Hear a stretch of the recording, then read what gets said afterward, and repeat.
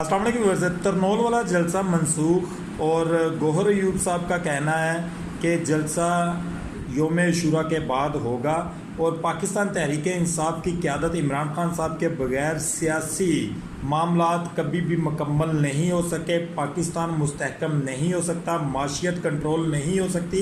इमरान खान साहब का बाहर आना उतना ही ज़रूरी है जितना पाकिस्तान की माशियत का स्ट्रॉन्ग होना ज़रूरी है।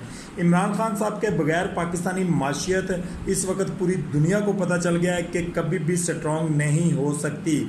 जो 6 जीडीपी रेट था जिस वक्त जनाब इमरान खान साहब पाकिस्तान के वज़ीर आज़म थे, आपकी जो ग्रोथ रेट था पाकिस्तान का उस वक्त 6 था और आज पाकिस्तान माइनस में जा रहा है। और शहबाज शरीफ साहब जो है वो हाथ पर हाथ धरे हुए बैठे हुए हैं और उनको लाने वाले उनके जो हैंडलर्स हैं वो भी सोच रहे हैं कि हमने किस तरह का नमूना जो है वो पाकिस्तान के ऊपर मुसल्लत कर दिया है।